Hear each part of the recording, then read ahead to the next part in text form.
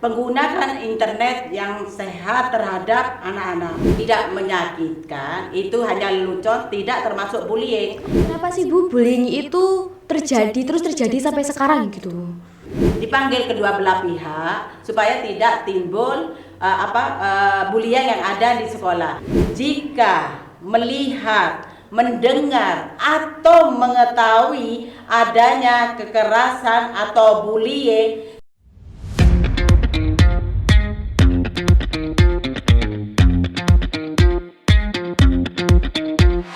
Assalamualaikum warahmatullahi wabarakatuh. Hai Sobat Sarwan, kembali lagi di podcast Sinergi SMP PGRI 1 Buduran. Dengan saya Stella Gastiasi yang akan menemani kalian dalam episode kali ini. Nah Sobat Sarwan, di episode kali ini kita kedatangan narasumber dari DPA 3AKP atau Dinas Pemberdayaan Perempuan, Perlindungan Anak dan Keluarga Berencana, yaitu Ibu Rich Nur Sarjana Sosial. Selamat pagi Bu. Selamat pagi Mbak Stella. Ya. Nah Sobat Seruan, di episode kali ini kita akan berbincang-bincang mengenai bullying dan kekerasan pada anak. Nah Bu, kita mau bahas tentang bullying dulu nih Bu. Setahu saya, bullying itu perundungan. Nah, perundungan itu sikap tidak menyenangkan baik secara verbal, fisik maupun dalam sosial dan dunia maya. Nah, yang mau saya tanyakan itu kenapa sih Bu bullying itu terus terjadi sampai sekarang gitu? Menurut Bu Riz bagaimana? Karena pada zaman sekarang ini kan adanya media sosial. Ya. Itu yang pertama. Dampaknya daripada COVID kemarin itu justru yang memicu adanya bullying, terutama kepada anak-anak didik yang ada di Kabupaten Sidoarjo. Tapi apa? Dinas P3AKP ada upaya-upaya memberikan sosialisasi dengan melalui kampanye berlian bersama lindungi anak terhadap perundungan atau kekerasan terhadap anak yang sudah dilakukan oleh Dinas P3AKP. Harapan daripada Dinas P3AKP supaya menekan angka kekerasan atau perundungan yang terjadi di Kabupaten Sidoarjo. Oh gitu ya Bu ya. Dari COVID-19. Ya. Ini berarti sering terjadi di dunia maya ya Bu ya. Nah, di dunia maya ini terjadinya bullying ini kira-kira gimana sih Bu caranya kayak untuk menyikapi bila ada perundungan di sosial media itu, dan bagaimana sih Bu kayak solusi dan untuk mencegah biar tidak terjadinya cyberbullying itu Bu? Yang pertama kita harus harus melapor kepada Dinas P3AKP atau Dinas Kominfo yang ada di Kabupaten Sidoarjo.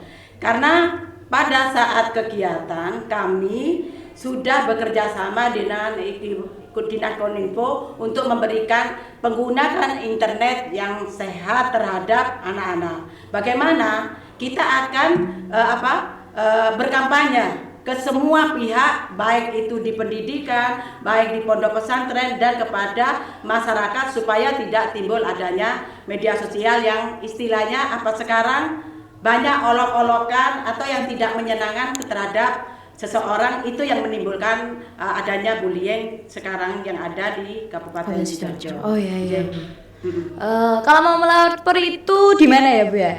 Bisa ke Dinas PKB atau ke UPTD PPA yang tepatnya di Jalan Pahlawan nomor 1 di depannya PDAM. Oh iya. Itu terkait dengan pengaduan masyarakat baik masalah kekerasan, perundungan ataupun bullying. Boleh. Iya. Nah Bu, untuk selanjutnya ini saya mau menanyakan dari diri saya sendiri gitu Bu. Saya kan pernah tuh kayak ngobrol sama teman saya gitu. Niat saya itu kayak bercanda gitu Bu. Nah saya kayak bercanda tapi ternyata itu buat si lawan bicara saya itu menyakiti hatinya gitu Bu. Jadi kadang itu ada penyesalan dari diri saya. Kemarin itu saya ngomong itu ternyata nyakitin perasaannya gitu ya Bu ya. Terus gimana sih bedain lelucon sama sifat bully gitu? Kalau sepanjang bullying yang tidak menyakitkan itu hanya lelucon, tidak termasuk bullying. Tapi kalau tidak menyenangkan seseorang itu termasuk bullying dan sehingga menimbulkan anak itu sakit hati, itu bisa dilaporkan atau ke ranah hukum. Karena apa ya? Bullying sekarang itu jangan sebagai permainan atau lelucon. Melihat perkataan yang tidak menyenangkan kepada seseorang bisa dilaporkan kepada pihak yang berwajib. Untuk menyikapi itu, cobalah kita bermain. Anak-anak sekarang ada perubahan. Mencarilah kegiatan yang positif. Mencarilah agen perubahan supaya anak itu menjadi anak generasi yang emas, menjadi anak-anak yang berprestasi dan berguna bagi nusa dan bangsa. Yang kedua, anak-anak harus berani melapor. Anak-anak sekarang sifatnya mempunyai 2P, pelopor dan pelapor, karena untuk membantu guru BK yang ada di lembaga pendidikan. Itu perannya itu nanti ya. Iya ya Bu. Jadi bullying ini intinya seperti bukan menyakiti perasaan tapi kayak tidak menyenangkan gitu, perilaku yang tidak menyenangkan gitu dapat dilaporkan di pihak yang berwajib gitu. Baik, kita mau ke topik selanjutnya yaitu kekerasan pada anak. Saya mau tanya Bu, sebenarnya definisi kekerasan pada anak itu gimana sih Bu? Kekerasan yang dilakukan baik itu secara fisik, psikis, verbal. Sekarang menurut Undang-Undang Perlindungan Anak, siapapun yang berbuat, yang melakukan kekerasan bisa ke ranah hukum. Karena sekarang guru baik orang tua harus hati-hati, baik itu mendidik, baik itu mengajar, dalam perkataan yang tidak menyenangkan. Sebenarnya sama, kekerasan antara perundungan itu hampir sama. Coba kalau kekerasan itu, kalau sudah menyangkut fisik atau psikis, itu bisa juga dilaporkan karena lebih anak-anak itu lebih parah. Sekarang kalau fisik dipukul, ditendang, itu sudah masuk kepada kekerasan terhadap anak. Itu. Jadi bentuk-bentuknya seperti itu ya, Bu. Iya. Nah, cara untuk mencegah kekerasan pada anak itu gimana sih, Bu?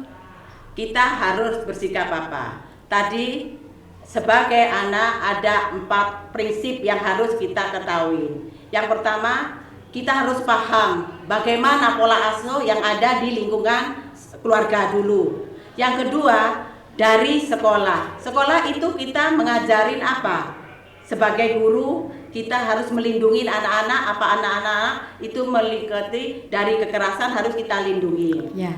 Mungkin perkataan guru yang sekarang keras itu sudah bukan zamannya. Kalau sudah menuju sekolah ramah anak, tidak adanya satu diskriminasi, kedua tidak adanya kekerasan terhadap anak. Itu kita harus lindungi. Kita bekerja sama dengan antara pihak sekolah dengan OPD-OPD yang ada di Kabupaten Sidoarjo. Itu begitu ya, Bu. Iya.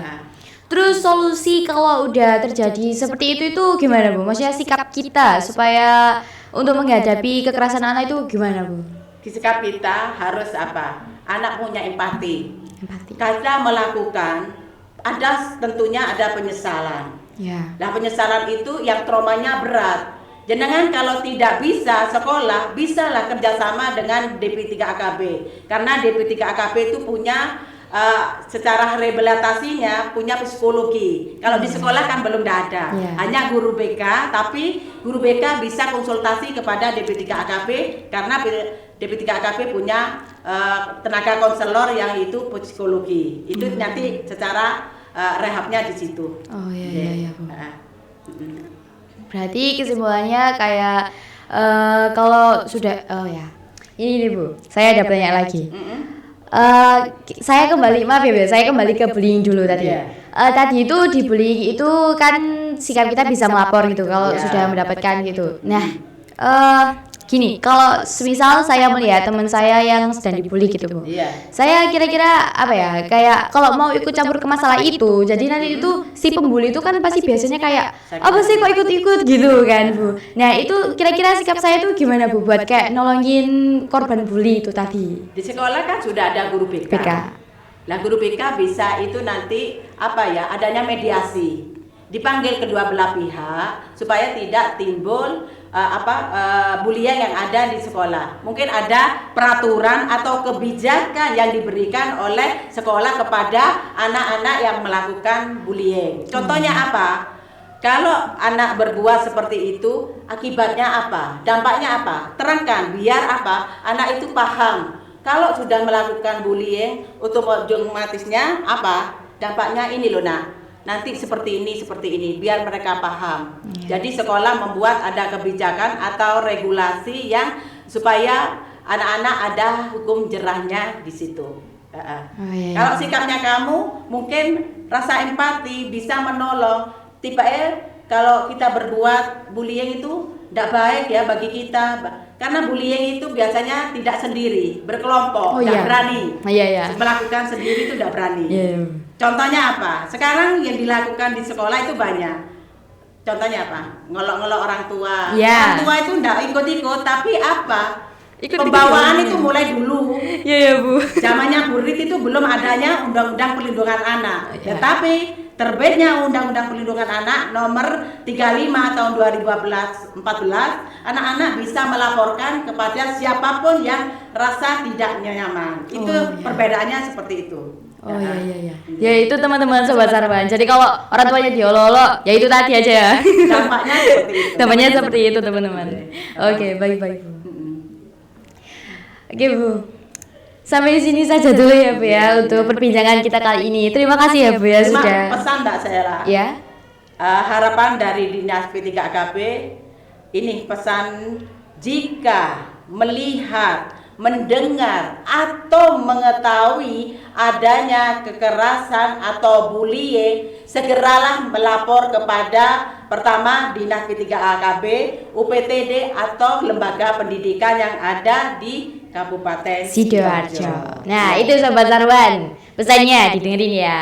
Oke Bu. Terima kasih ya Bu ya telah meluangkan waktunya untuk perbincangan kali ini, dan Sobat Sarwan, cukup sampai sini perbincangan kita. Sampai jumpa di episode selanjutnya. Dadah.